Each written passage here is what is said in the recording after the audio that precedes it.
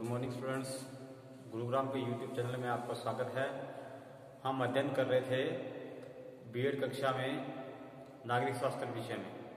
हमारा टॉपिक चल रहा था नागरिक शास्त्र विषय के साथ अन्य जो विद्यालय के विषय हैं उनसे क्या संबंध है। जैसे हमने अध्ययन किया नागरिक शास्त्र और इतिहास से संबंध, अर्थशास्त्र से संबंध, समाजशास्त्र से संबंध, मनोविज्ञान, विज्ञान आदि विषयों के साथ इनके संबंध के बारे में हमने जाना।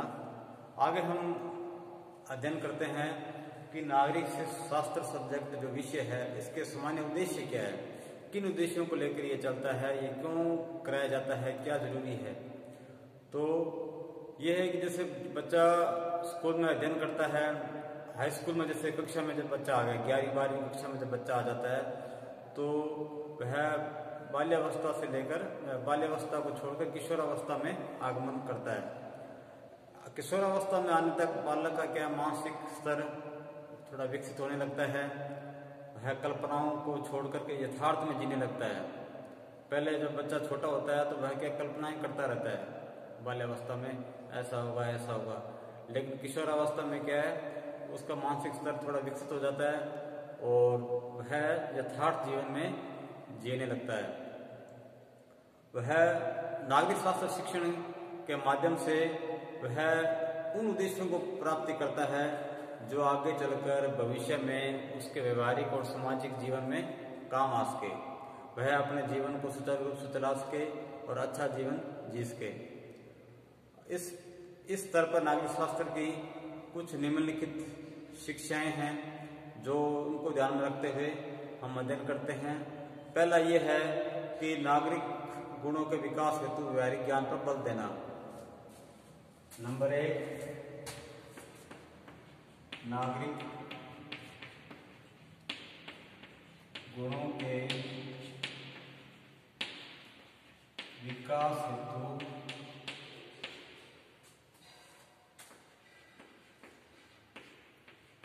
व्यवहारिक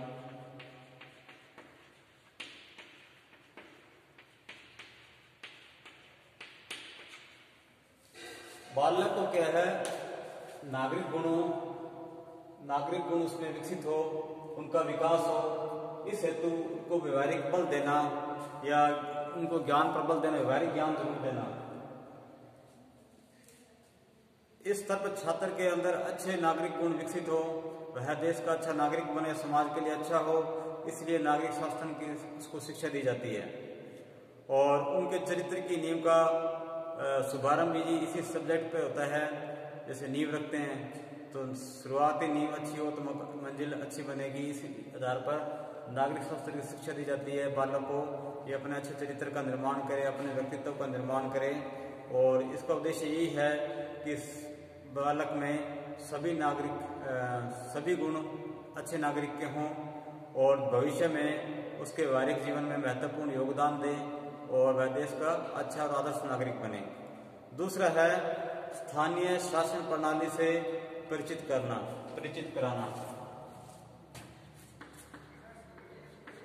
स्थानीय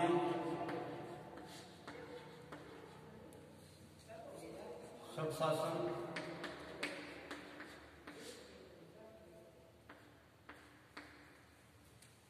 प्रणाली से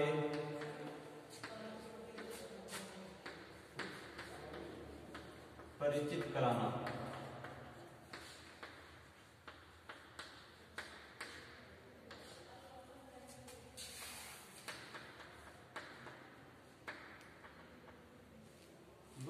दूसरा बिंदु अपना यही है कि जो स्थानीय शासन प्रणाली जो चल रही है उनके बारे में बालक को परिचित कराना, उनके बारे में बालक को ज्ञान हो। नागरिक शास्त्र का ये उद्देश्य है कि जो शासन की जो प्रणालियां हैं, नगर निगम है, चाहे नगर निकाय है, चाहे गांव ग्राम पंचायत है, उसकी जो शासन प्रणाली है उसके बारे में बालक को ज्ञान हो। इस स्तर पर आकर छात्र स्थानीय शासन से अवगत होने लगता है। वह धीरे धीरे जानने लगता है कि स्थानीय शासन में क्या कुछ चलता है, कैसे प्रक्रिया होती है। और इसका ये उद्देश्य होता है कि पूर्ण रूप से स्थानीय शासन प्रणाली और गतिविधियां जो भी होती है उससे बालक अवगत हो। इस स्तर पर आकर छात्र शासन प्रणाली के गुण और दोष, गुण भी होते हैं और दोष है, उनसे परिचित हो जाता है और भविष्य में शासन में योगदान देने में अपना महत्वपूर्ण स्थान रखता है। और वही जागृत के स्थानीय शासन प्रणाली से लोगों को जागरूकता लाता है, परिवार में जागृत करता है और प्रणाली के बारे में लोगों को अवगत भी कराता है। तीसरा है शासन के स्वरूप से अवगत कराना।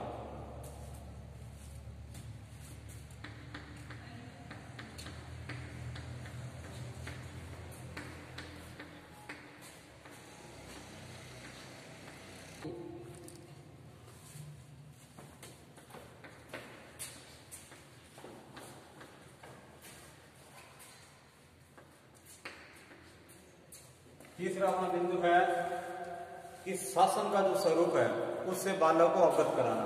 पहले तो जैसे स्थानीय जो शासन है उसे प्रणाली से अवगत कराया था, अब स्थानीय शासन जो है उससे स्वरूप से, उसका स्वरूप कैसा, उसका ढांचा कैसा है, इसके बारे में बालक को अवगत कराना। कि शासन व्यवस्था से परिचित होने के साथ साथ बालक क्या है, शासन व्यवस्था के स्वरूप की पहचान करता है। उसे पता चलता है कि चुनाव की प्रणाली कैसे है, चुनाव की प्रक्रिया क्या है, फिर चुनाव होता है, उसके बाद सरकार कैसे बनती है, संगठन कैसे बनता है, उनका चलन कैसे होता है, कैसे चलता है, उनके क्या कार्य होते हैं, क्या प्रणाली होती है, जो भी चीजें हैं शासन की, उससे वो बालक अवगत होता है। नंबर 4 पे है वैज्ञानिक दृष्टिकोण विकसित करने हेतु कार्य।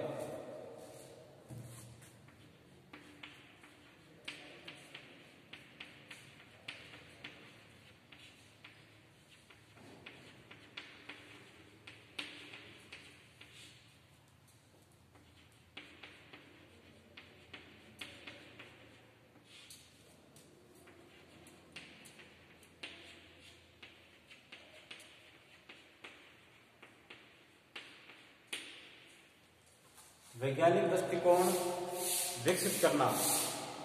नागरिक शास्त्र शिक्षण का यह महत्वपूर्ण उद्देश्य है कि छात्रों में वैज्ञानिक दृष्टिकोण उत्पन्न करने में ये सहायक बने नागरिक शास्त्र। और इस स्तर पर छात्र के भ्रमित होने का डर रहता है कि छात्र भ्रमित ना हो। यदि उसमें वैज्ञानिक रूप में निर्णय करने की योग्यता जागृत हो जाएगी तो वह उसे दिशा भ्रम नहीं होगा। किसी दिशा में चलने के लिए बालक जो है भ्रमित ना हो। अगर उसमें वैज्ञानिक दृष्टिकोण विकसित होगा उसकी मानसिकता में, तो वह बालक जो है उस अपने राह से, अपने लक्ष्य से भ्रमित नहीं होगा।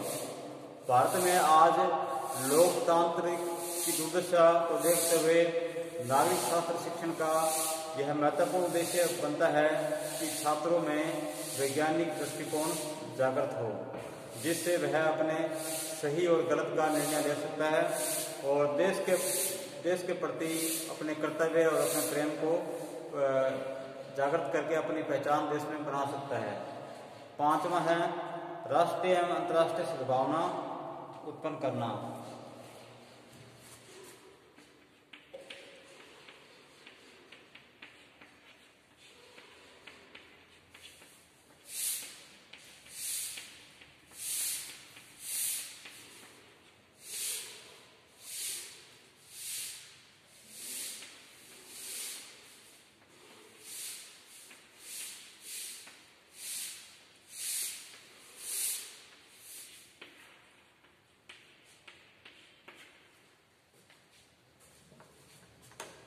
हाई स्कूल तक आते आते बालक जो है उसकी मानसिक शक्तियाँ विकसित हो जाती है, वह बाल्यावस्था को छोड़ चुका होता है। छात्र में प्रत्येक वस्तु के विषय को जानने की इच्छाएं होती है, अतः उसमें उसका दृष्टिकोण विकसित होने लगता है।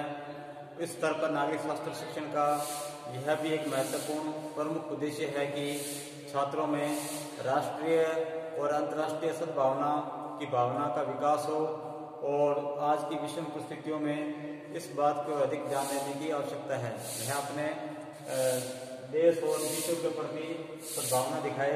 इसके लिए नागरिक शास्त्र शिक्षण ये शिक्षा देता है बालक को कि बालक में इन भावनाओं की जागृति हो। 5वां है, छठा है देश की राजनीतिक, सामाजिक तथा आर्थिक समस्याओं से परिचित करना।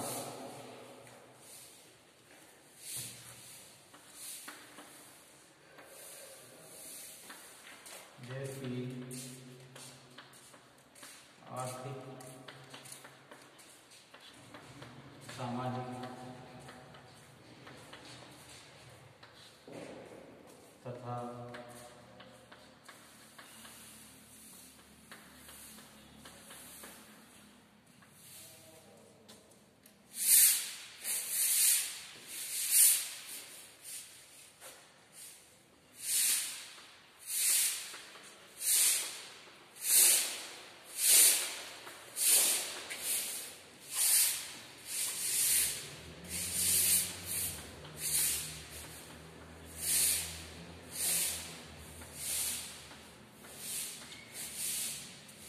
नागरिक स्वास्थ्य शिक्षण का भी ये उद्देश्य हो रहता है कि जिस देश में हम रह रहे हैं, जिस देश के हम बालक हैं, जिस देश के हम नागरिक हैं, उस देश की आर्थिक, सामाजिक और राजनीतिक समस्याएं क्या है, इनमें बाधाएं क्या है, उनको दूर कैसे किया जा सकता है, उनकी पहचान बालक को कराई जाए और जिससे क्या है बालक देश के लिए, समाज के लिए और अच्छा कार्य करे। देश की आर्थिक स्थिति कैसी है, समाज के अंदर स्थिति कैसी है, सामाजिक स्थितियाँ कैसी है, अलग अलग समाज में लोग रहते हैं, उनके अलग अलग सामाजिक गुण है, दोष है, उनके बारे में, और राजनीतिक स्थिति कैसी है देश की, इन चीज़ों को से अवगत कराना। नंबर 7 है चारित्रिक योग्यताओं का विकास।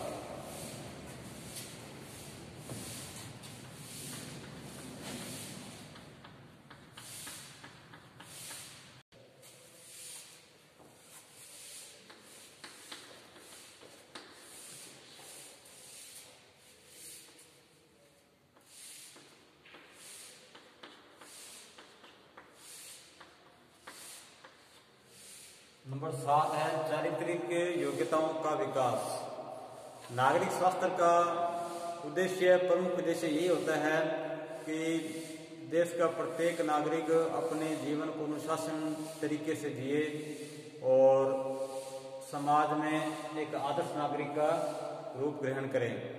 और प्रारंभ से ही क्या है, जब बालक विद्यालय में अध्ययन करता है तो उसका जीवन अनुशासित होता है और अनुशासन जो है सफलता की प्रथम सीढ़ी मानी जाती है। तो अनुशासन से ही क्या धीरे धीरे चरित्र का निर्माण होता है। तो आगे चलकर छात्र जो है किसी प्रकार देश की विरोधी भावना का सामना ना करना पड़े, बालक को देश के लिए विरोधी भावना का शिकार ना हो कि वह देश के लिए विरोधी भावना अपने अंदर पनपे, वह किसी प्रकार के लालच में नहीं फंसेगा, चरित्र के निर्माण का गठन अच्छा करेगा और एक आदर्श नागरिक के रूप में अपनी पहचान बनाएगा। यही इसका उद्देश्य होता है। नागरिक शास्त्र का ये होता है कि समाज के अंदर देश को एक अच्छे नागरिक तैयार करके दे नागरिक शास्त्र शिक्षण द्वारा।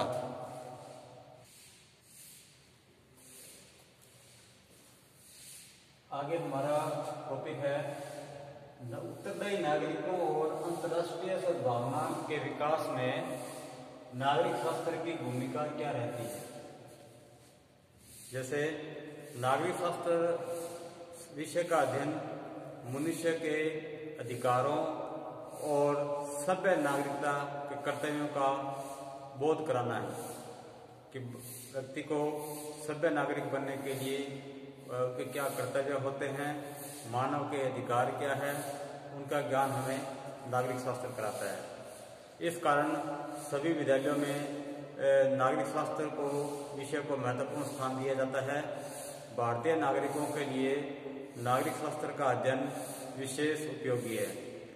नागरिक शास्त्र की इस उपयोगिता को उत्तरदायी नागरिकों और अंतर्राष्ट्रीय सद्भावना के विकास में संदर्भ में निम्न प्रकार से देखा जा सकता है। भी कैसे कैसे बिंदु है इनके बारे में देखेंगे। क्या राष्ट्रीय और अंतर्राष्ट्रीय सद्भावना के विकास में नागरिक शास्त्र अपनी भूमिका कैसे प्रदान करता है। तो पहला ये है कि आदर्श नागरिकता की शिक्षा। नागरिक शास्त्र हमें आदर्श नागरिकता की शिक्षा देता है।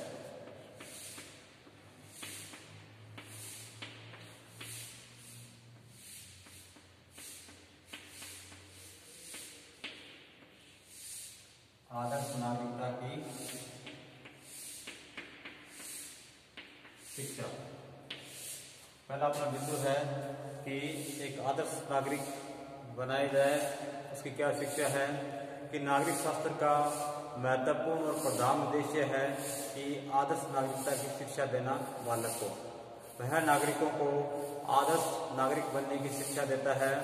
वह मनुष्य में प्रेम, सद्भावना, सहानुभूति, सेवा, त्याग, सहयोग, सत्य, अहिंसा तथा बंधुत्व की भावना उत्पन्न करता है। वह हमें जियो और जीने दो की शिक्षा देता है। वह यह समझाने का प्रयास करता है कि मनुष्य को संकीर्ण भावना का त्याग कर वसुदैव कुटुंबकम की भावना का का अनुगमन करना चाहिए। प्रसिद्ध दार्शनिक T.H. ग्रीन ने लिखा है कि सामाजिक हित ही प्रत्येक व्यक्ति का यथार्थ हित है। सामाजिक हित ही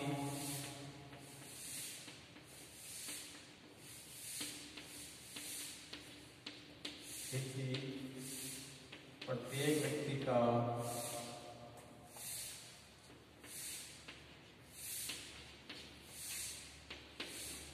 यथार्थ हित है।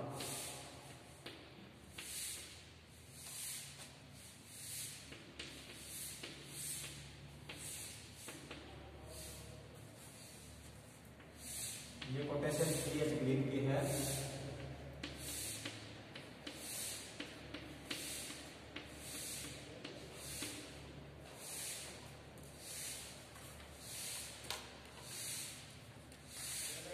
दूसरा अपना बिंदु है अधिकारों और कर्तव्यों का ज्ञान। अधिकारों और कर्तव्यों का ज्ञान।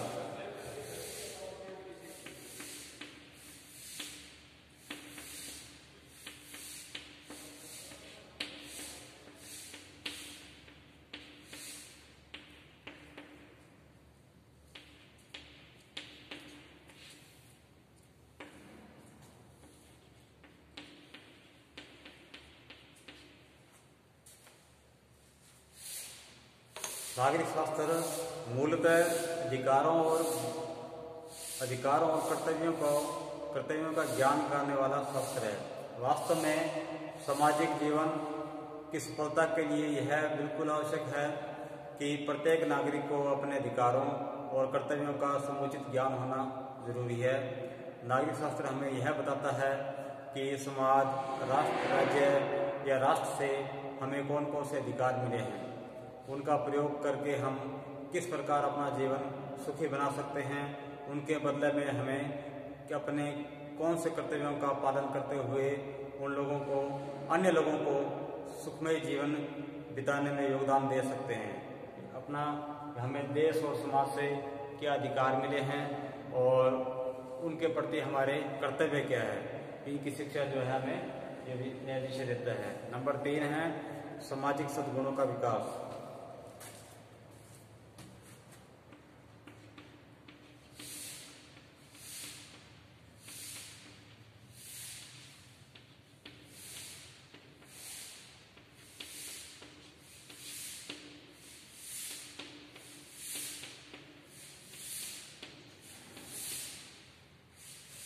सामाजिक सद्गुणों का विकास। नागरिक शास्त्र नागरिक में सामाजिक गुणों का विकास करता है। वह मनुष्य की संकीर्णता को दूर करके समाज सेवा की ओर अग्रसर करता है। वह यह सिखाता है कि मनुष्य को बड़े हित के लिए छोटे हित को त्याग देना चाहिए। डॉक्टर बेनी प्रसाद जी ने कहा है कि उचित रीति और प्रवृत्ति से अनुसरण करने पर नागरिक शास्त्र का मनुष्य के मस्तिष्क पर व्यापक और उनके संवेगों पर उदार प्रभाव पड़ता है। वह नवयुवकों को सामाजिक जीवन में प्रभावोत्पादक और उपयोगी सहभागिता की शिक्षा देता है। इन सभी के अतिरिक्त यह सामाजिक उत्तरदायित्व की भावनाओं को अधिक सुदृढ़ कराता है तथा समाज सेवा एवं आत्माभिव्यक्ति की भावनाओं को प्रेरित कर वह सुव्यवस्थित चरित्र की नींव डालता है। नंबर 4 है विभिन्न समुदायों का ज्ञान।